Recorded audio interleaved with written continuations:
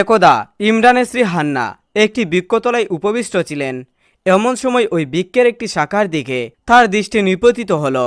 সে শাখার দিকে তিনি তাকিয়ে দেখতে পেলেন যে একটি পাখির ডিম থেকে একটি বাচ্চা বের হলো এবং কিচির মিচির করে ডাকাডাকি শুরু করলো। তখন পাখিটি তার বাচ্চাটিকে তার বুকে নিয়ে খাবার খাওয়াতে শুরু করলো।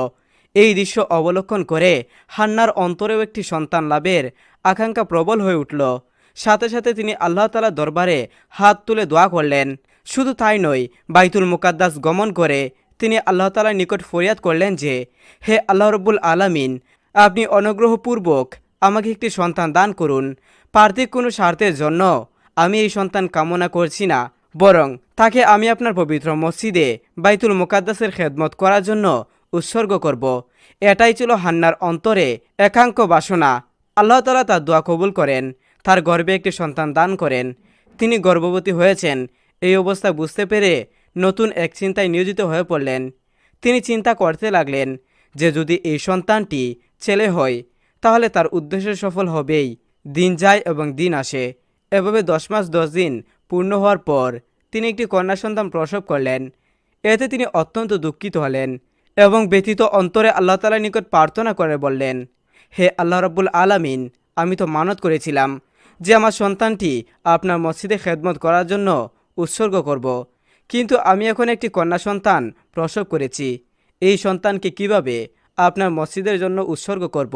তখন তাকে সান্ত্বনা দেওয়ার জন্য আল্লাহ রাব্বুল আলামিনের পক্ষ থেকে ওহী আসলো, হান্না, তুমি দুঃখিত হয়ে না। আমি তোমাকে যে কন্যা সন্তান দান করেছি কোনো সন্তান তার সমতুল্য হতে পারে না। আল্লাহ তাআলা তাকে আরও জানিয়ে দিল যে আন্তরিক নেক উদ্দেশ্য আমার নিকট গ্রহণীয়, ছেলে বা মেয়ে কোনো কথা নয়। আল্লাহ তাআলার পক্ষ থেকে এই কথা জানার পর শান্ত হৃদয়ে বলে উঠলেন, হে আল্লাহ রব্বুল আলামিন, এই কন্যা সন্তানটির নাম রাখলাম মরিয়ম এবং তাকে ও তার ভবিষ্যৎ বংশধরকে বিতাড়িত ইবলিসের ফিতনা থেকে রক্ষা করার জন্য আমি আপনার নিকট প্রার্থনা জানাচ্ছি। আল্লাহ তাআলা তাকে অবগত করলেন, তোমার প্রার্থনা আমি কবুল করলাম এবং তোমার সন্তানটিকে ও তার ভবিষ্যৎ প্রজন্মকে আমি শয়তানের ফিতনা থেকে রক্ষা করব। হান্নার স্বামী ছিল বাইতুল মুকাদ্দাসের ইমাম। যখন হজরত মরিয়ম আলাইসাল্লাম জন্মগ্রহণ করেন তখন তার পিতা ইমরান আলাইসাল্লাম ইন্তেকাল করেছিলেন। সে সময় বাইতুল মুকাদ্দাসের তত্ত্বাবধানে শুধু হজরত জাকারিয়া আলাইসাল্লাম একাই নিযুক্ত ছিলেন না, বরং ওই পদে আরও কয়েকজন লোকও ছিল। আর হজরত জাকারিয়া আলাইসাল্লাম ছিলেন তাদের মধ্যে অন্যতম। সুতরাং মরিয়ম আলাইসাল্লামের জন্মের পর তার জননী হান্না নিজের মানত পূরণ করার জন্য তাকে মুকাদ্দাসে নিয়ে গেলেন।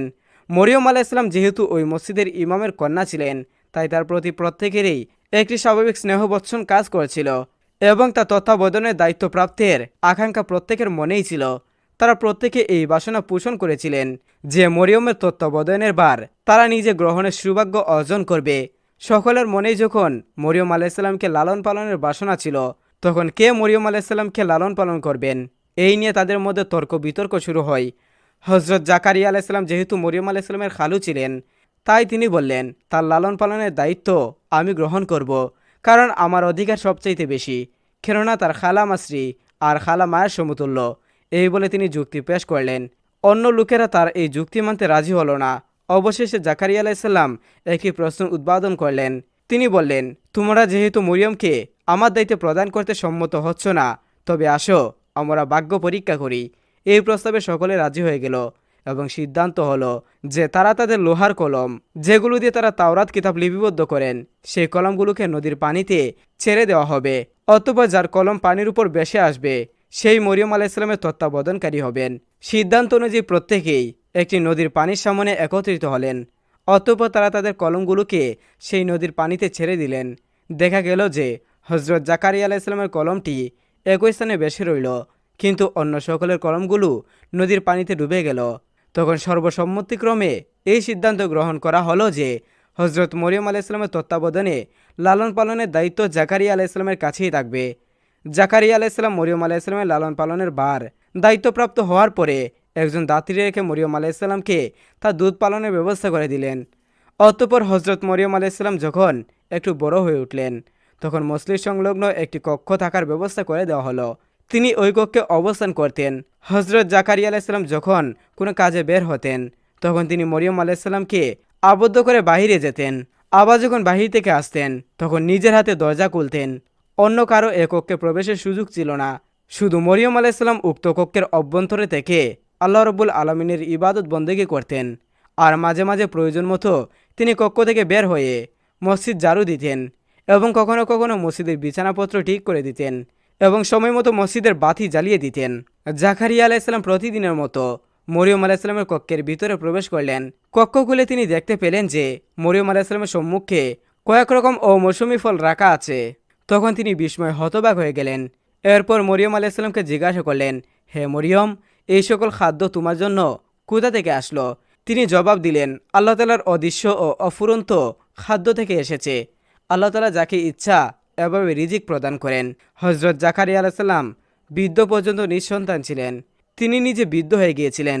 হজরত জাকারিয়া আলাইসাল্লাম যখন দেখলেন মরিয়ম আলাইসাল্লামের কক্ষে কয়েক রকম অমৌসুমি ফল রাখা আছে, তখন তিনি চিন্তা করলেন, যদি আল্লাহ রাব্বুল আলামিন মরিয়মের ঘরে অমৌসুমি ফল রেখে দিতে পারেন, সে আল্লাহ রাব্বুল আলামিন আমাকে অসময়ে কেন সন্তান দান করতে পারবেন না।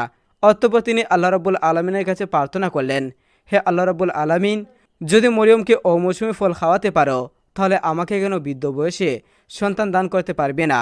হে আল্লাহ রাব্বুল আলামিন, তোমার দরবারে আমার একান্ত অবিহিত প্রার্থনা, তুমি আমাকে একটি উত্তম সন্তান দান করো।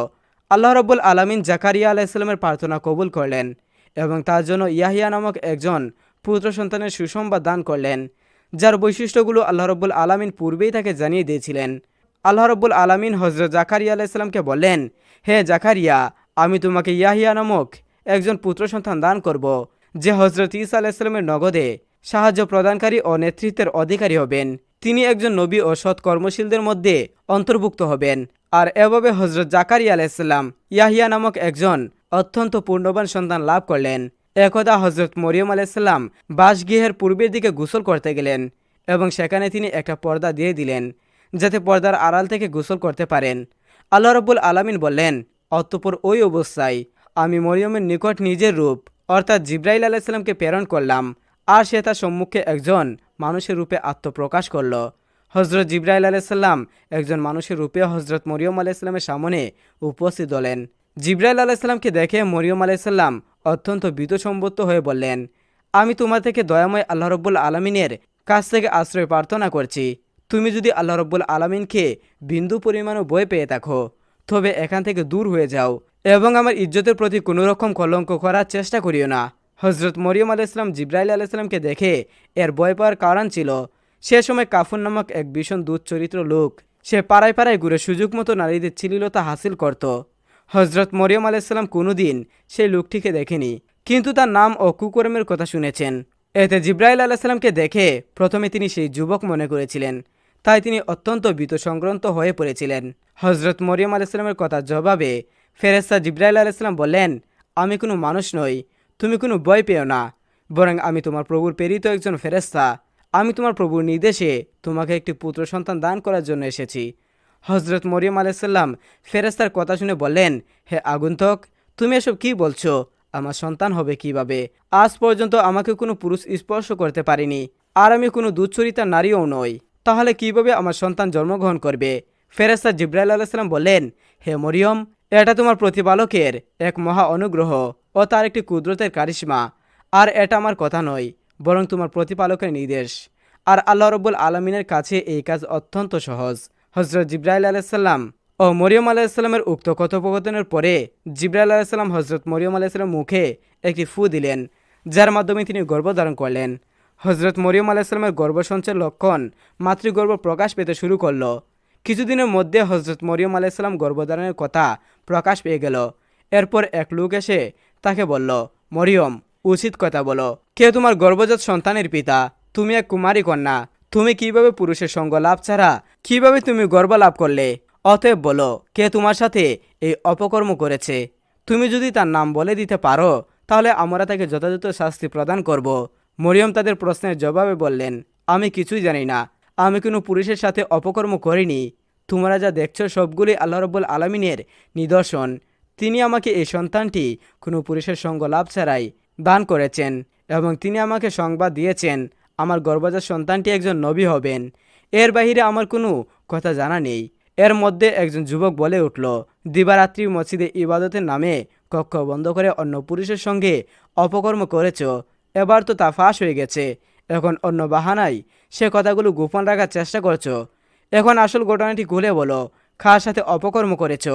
যদি তুমি সেটাই না বলো তাহলে আমরা যে কোনো উপায়ে খুঁজে বের করব এবং তোমার মুখ থেকে সেই নাম বের করব। তাদের এইরূপ হাজারো কথা শোনার পরেও মরিয়ম আলাইহিস সালাম তাদের একটি কথাই বলে যাচ্ছিলেন, আমার এই গর্ভের সন্তান আল্লাহ রাব্বুল আলামিনের দান ছাড়া আমি কিছুই জানি না। অবশেষে সেই লোকগুলো তার কাছ থেকে বিরক্ত হয়ে সেখান থেকে চলে গেল। হজরত মরিয়ম আলাইহিস সালামের একজন খালাতো ভাই ছিল, তার নাম ছিল ইউসুফ।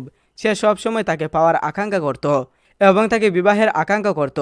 যখন সে শুনল মরিয়ম গর্ভবতী হয়েছে, তখন সে তার কাছে এসে বলল, হে মরিয়ম, আমাকে ফাঁকি দিয়ে তুমি কোন লোকের হাত ধরলে? আমি তোমার জন্য কম অপেক্ষা করিনি। আমাকে তুমি এমনভাবে সরিয়ে দিয়ে অন্য মানুষকে আপন করে নিতে পারলে? আমি কি অপরাধ করেছিলাম? আমি তো তোমার সাথে অবৈধ কোনো কাজ করতে চাইনি।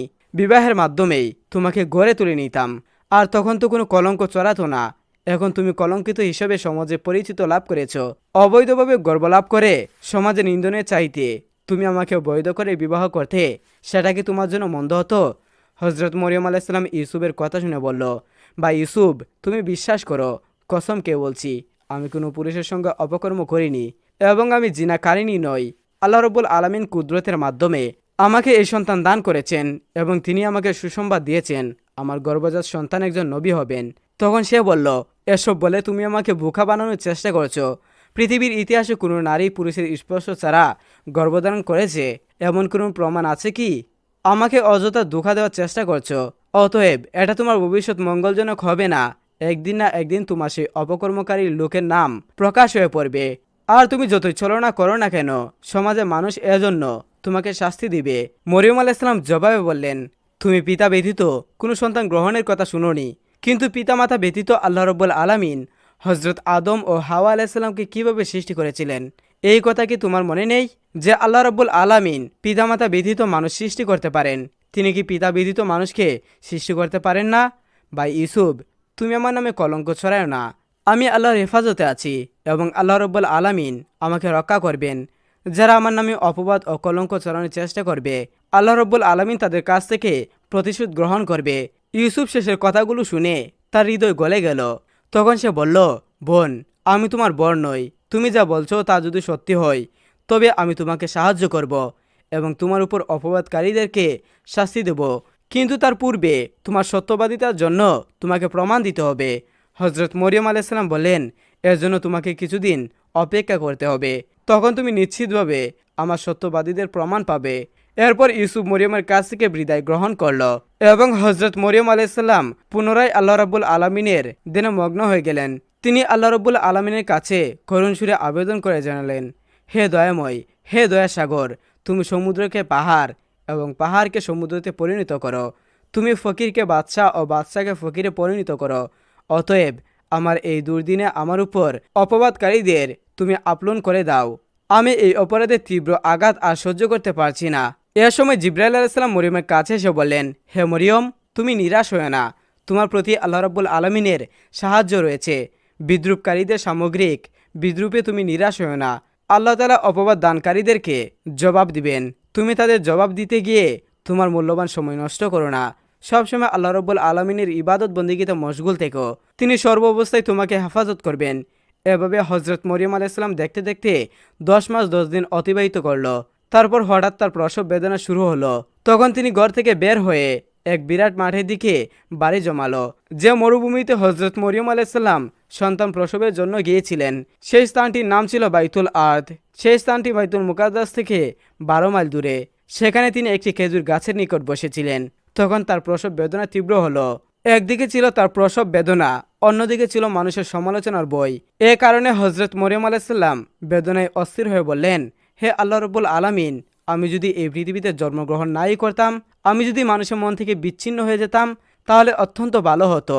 এরপরে মরিয়ম আলাইহিস সালাম একটি পুত্র সন্তান দান করলেন। তিনি যখন এমন চিন্তার অধীর ছিলেন আর তাকে সাহায্য করার জন্য কেউ ছিল না, আল্লাহর ফেরেশতা হজরত জিবরাইল আলাইহিস সালাম সেখানে অবতরণ করেন এবং হজরত মরিয়ম আলাইহিস সালামের পাশে একটি সুন্দর ঘর তৈরি করে দিলেন। এরপর তাকে নির্দেশ করলেন, মরিয়ম, তুমি ঝর্ণার পানি ও বৃক্ষের খেজুর ভক্ষণ করো। এরপর মরিয়ম আলাইহিস সালাম খেজুর খাওয়ার ইচ্ছা করা মাত্রই খেজুরের ডাল হজরত মরিয়ম আলাইহিস সালামের মাথার কুলের কাছে ঝুলেছিল। তিনি হালকাভাবে খেজুরের ডালে নাড়া দিলেন, আর তখন তরতরা খেজুর পড়ল। তখন তিনি খেজুর ও নহরের পানি পান করে একটু সুস্থ হয়ে উঠলেন। অতঃপর জিব্রাইল আলাইহিস সালাম তাকে বললেন, মরিয়ম, তুমি তোমার অপবাদকারীদের কথা চিন্তা করো না। লোকেরা যদি তোমাকে এই সন্তানের ব্যাপারে কিছু জিজ্ঞাসা করে, তাহলে ইশারায় তুমি তাদেরকে বলে দিও তুমি রোজা রেখেছিলে। বনি ইসরায়েলের যুগে রোজা রাখা অবস্থায় কথা বলা নিষিদ্ধ ছিল। তোমার পক্ষ থেকে তোমার নবজাতক পুত্র আল্লাহ রব্বুল আলমিনের কুদরতে তাদের সকল প্রশ্নের জবাব দিয়ে দিবেন।